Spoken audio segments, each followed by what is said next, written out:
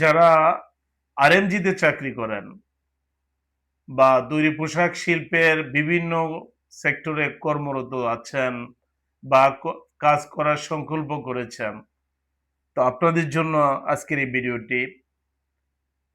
কোন ধরনের ভুলগুলো আপনাকে বিপদে ফেলে দিতে পারে, আজকে সেই ভুলগুলো নিয়ে কথা বলবো। আশা করি পাশে থাকবেন এবং পুরো ভিডিওটি দেখার জন্য অনুরোধ রইল।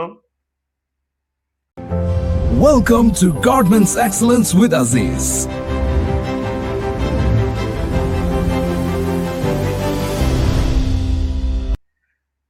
আসসালামু আলাইকুম বন্ধুরা, আমি Abdul Aziz, garments excellence with Aziz channel থেকে আপনাদের স্বাগতম জানাচ্ছি।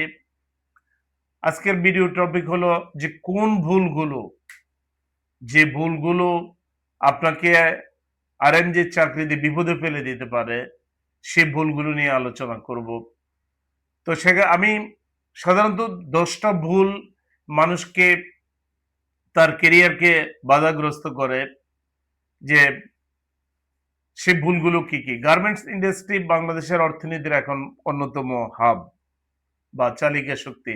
হাজার হাজার মানুষ প্রতিদিন এই সেক্টরে কাজ করেছেন, কিন্তু অনেক দক্ষ কর্মীও সাধারণ কিছু ভুলের কারণে তার কেরিয়ারকে অনেক স্বল্প সময়ের মধ্যে ইতি টানতে চান, কিংবা নানান ধরনের বিপদে পড়ে তার কেরিয়ারকে বাধাগ্রস্ত করে সে প্রমোশন থেকে বঞ্চিত হয় বা আর্থিক বর্ধন থেকে বঞ্চিত হয়। কিন্তু অনেক দক্ষ কর্মীও কিছু সাধারণ ভুলের কারণে পদোন্নতি, বিশ্বাসযোগ্যতা এবং কেরিয়ার গ্রোথের সুযোগ হারিয়ে ফেলেন। আজকের ভিডিওতে আমরা আলোচনা করব গার্মেন্ট জবের 10টি ভুল যা আপনার কেরিয়ারকে ধ্বংস করে দিতে পারে, এবং অবশ্যই এগুলো এড়িয়ে চলা উচিত। আপনি যদি কোয়ালিটি কন্ট্রোল, প্যাটার্ন মাস্টার কিংবা মার্চেন্ডাইজার অথবা I officer, production executive, sample developer কিংবা ম্যানেজমেন্ট প্রফেশনাল কেউ হন, তাহলে আপনার জন্য ভিডিওটি খুবই দরকারি। তো চলুন শুরু করা যাক। প্রথম ভুল যেটা আমরা করে থাকি, প্রবলেম আমরা দেখানো কিন্তু সলিউশন করি না। এই অমুক এটা করছে, ও এটা করছে, এটা এই সমস্যা হয়েছে, এটা কখনো আপনার প্রফেশনে করবেন না। আপনি সলিউশন দেওয়ার চেষ্টা করবেন। আপনি জানেন না তো কি হয়েছে, আরেকজন জানে। আপনি সলিউশন এনে, ধরুন আপনার অধীনস্থ একজন আপনার কাছে একটা প্রশ্ন করলো, আপনি বললেন যে বেটা তুমি এটা জানো না কেন, কিন্তু আসলে এটাই ভুল। বরঞ্চ তার প্রশ্নটাকে শ্রদ্ধা করেন। আপনি যদি জানা থাকে ভালো কথা, নাহলে কোথাও থেকে জেনে থাকে সলিউশন দিয়ে দেন। তো এটাই হলো আসলে প্রথম ভুল। আর দ্বিতীয় হলো যে ডকুমেন্টেশন অবহেলা করা। আমাদের আরএমজিতে বা তৈরি পোশাক শিল্পের অনেক কর্মকর্তাকে আমরা দেখেছি অনেক কিছু করেন, কিন্তু তার ডকুমেন্টেশন রাখেন না। আর এই ডকুমেন্টেশনটা একটা সময় আপনাকে, এই ল্যাক অফ ডকুমেন্টেশন আপনাকে একটা সময় চরম বিপদে ফেলে দেয়। অতএব যে কাজটাই করবেন আপনি তার রেকর্ড রেখে দিবেন এবং তার একটা প্রপার ডকুমেন্টেশন করে রাখবেন।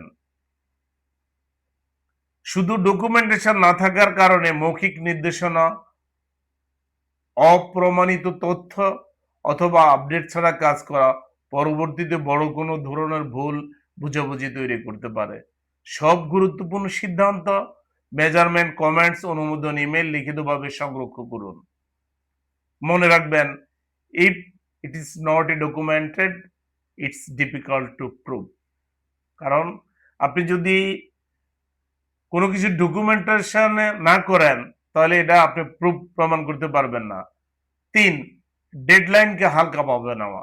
এই ভুলটা আমাদের তৈরি পোশাক শিল্পে যারা কাজ করে, এটা 80% লোকে ডেডলাইনটাকে গুরুত্ব দেয় না, যে মনে করে যে হবে আর কি, না হলে কি করব।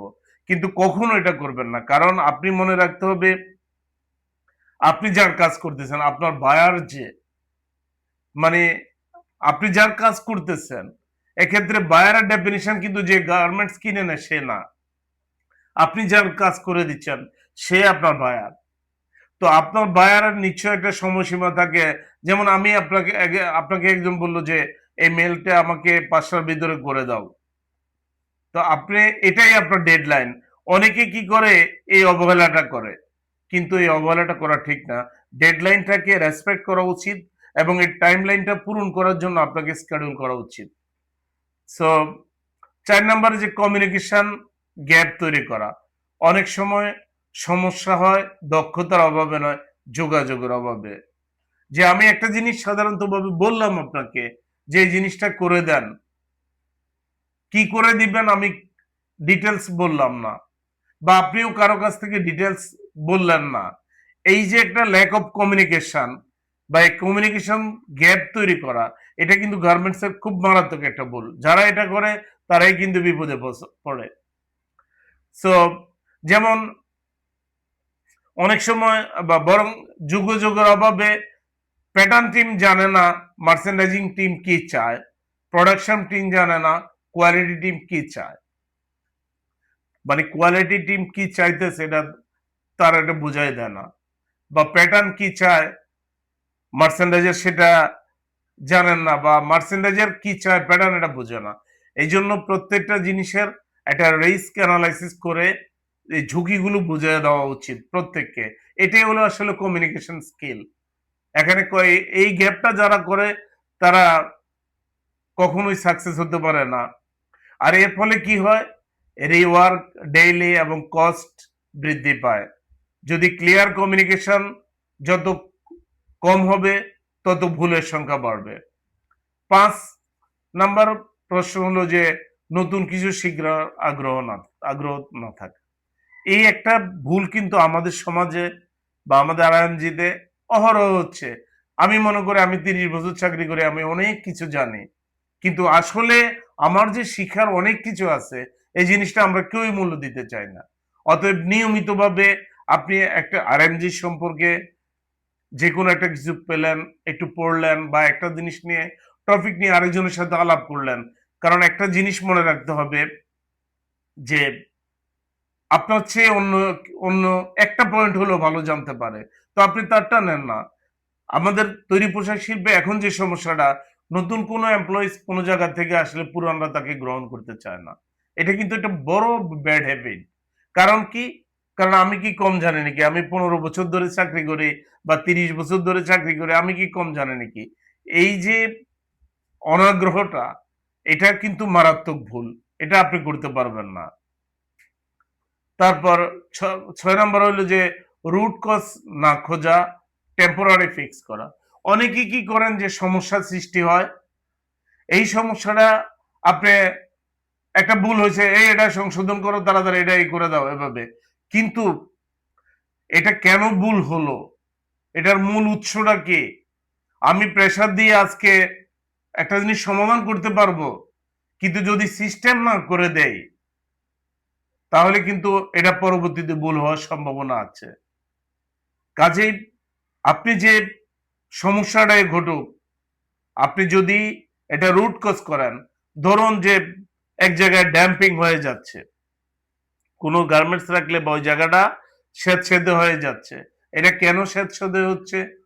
আপনি এটা এখানে জায়গাটা অন্য জায়গায় রাখলেন, বা এখানে জায়গাটা কিছুক্ষণ শুকালেন, আসলে এটা না, দেখলেন যে আপনি যদি রুট কজ করেন দেখবেন যে এখানে একটা পাইপ লিক হচ্ছে।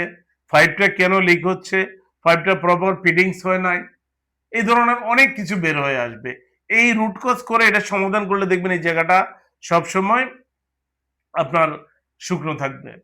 সো এরকম অহরহ আমাদের মাঝে ঘটে যে আমরা দ্রুত সমাধান করতে চাই রুট কজ না করে। 7 নাম্বার যেটা, অন্যকে দোষারোপ করা। এই একটা হ্যাবিট কিন্তু আমাদের মাশাআল্লাহ আমাদের তৈরি পোশাক শিল্প তো নয়, সব জায়গায় আছে। যেটা তো আমি করি নাই, এই তুমি এই কাজটা ভুল করছো কেন? সুপারভাইজার বুঝাইয়া দেয় নাই? সুপারভাইজার এরা কেন? আমাকে তো এটা পিএম সাহেব কিছু বলে নাই। পিএম সাহেব কেন? আমাকে তো মার্চেন্ডাইজার এটাতে কোনো কমেন্ট দেয় নাই। কিন্তু নিজের যে একটা বিবেক, নিজের যে একটা আইকিউ, এই জিনিসটা কেউ খাটাতে চায় না। মানে সবসময় চায় যে অন্যের উপর দোষটা চাপায় দেওয়া। অতএব এই ভুলটা কখনো আপনারা করবেন না যে অন্যের উপর দোষ চাপানো। বরঞ্চ আপনি নিজে আপনার রিয়েলাইজেশনটা খুঁজে নেন যে এই কাজটা আমাকে কেন করতে হবে, কিভাবে করতে হবে, কি জন্য করতে হবে। 8 নাম্বার হইলো অফিস পলিটিক্স বেশি জড়িয়ে পড়া, এটা আমাদের সমাজে এখন একটা নিত্য নৈমিত্তিক রোগ, যে অফিস পলিটিক্স, যে কাজের চেয়ে অকাজ বেশি করবে, বসের মোসাহেবি করবে, এর গিবত ওর কাছে যাই বলবে। কারণ আমি যদি বলতে পারি যে বস আপনাকে তো এক্স ওয়াই জেড এই খারাপ ভাষাটা কমেন্টস করছে, তাহলে আমি বসের কাছে ভালো হয়ে যাব। কিন্তু বা ইন্টারনেটের রাজনীতি, যে আমরা সবাই এক ডিস্ট্রিক্টের, ও আরেক ডিস্ট্রিক্টের, যে বা আমরা সবাই পুরানো, ও নতুন আসছে, এই যে একটা ইন্টার পলিটিক্স, এটা কিন্তু কখনো এতে জড়াবেন না।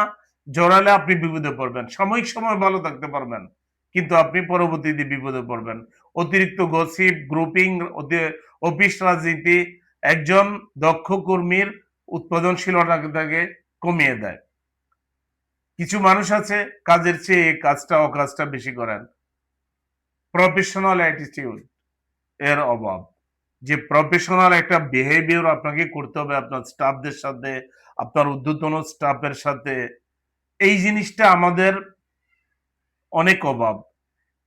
অনেকেই শুধু মনে করেন টেকনিক্যাল স্কিল থাকলেই সফল হওয়া যায়, কিন্তু বাস্তবতা সম্পূর্ণ ভিন্ন। কমিটমেন্ট রক্ষা করা, সঠিক আচরণ, পজিটিভ মাইন্ডসেট, এইসবই একজন প্রফেশনালের পরিচয়।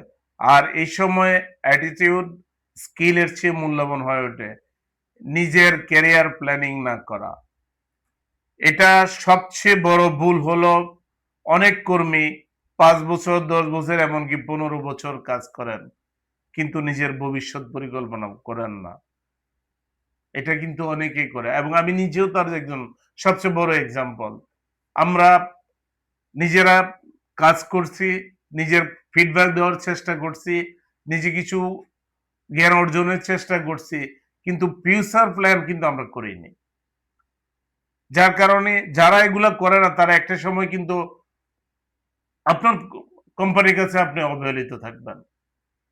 অতএব, যে আপনি যদি প্রপার প্ল্যানিং না করেন, নিজের ক্যারিয়ার প্ল্যান করেন যে আমি এই 5 বছর এই স্টেজে আছি, আগামী 5 বছর আমি অন্য একটা স্টেজে থাকব, এবং এটা চাকরির শুরু থেকে, আপনার প্রফেশনালের শুরু থেকে নিজের ক্যারিয়ারের একটা প্ল্যানিং করে রাখবেন।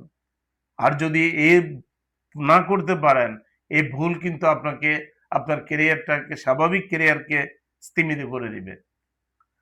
সো এই ছিল আসলে এই 10টা ভুল সাধারণত, যেগুলো আমাদের সচরাচর আমাদের মধ্যে হয়ে থাকে।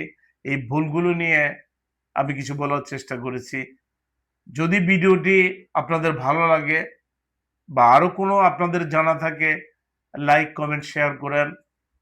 তো ফাইনালি আমি বলবো, গার্মেন্টস ইন্ডাস্ট্রিতে সফল হওয়ার জন্য শুধু কঠোর পরিশ্রম করলে হবে না, আপনাকে এড়িয়ে চলতে হবে যে 10টি ভুল আমরা বলেছি, সেই ভুলগুলোকে আপনি এড়িয়ে চলবেন।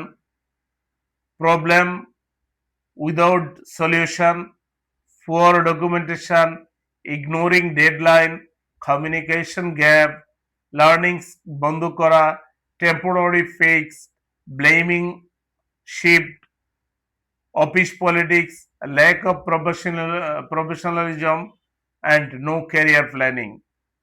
মনে রাখবেন, আপনার ক্যারিয়ার একদিনে তৈরি হবে না। প্রতিদিনের ছোট ছোট অভ্যাস আপনাকে আপনার ক্যারিয়ার বিল্ড করতে সাহায্য করবে। যদি ভিডিওটি ভালো লাগে, লাইক, কমেন্ট, শেয়ার করেন, এবং আপনি অন্যকে জানার বা শোনার ব্যবস্থা করে দিবেন। ধন্যবাদ। আসসালামু আলাইকুম।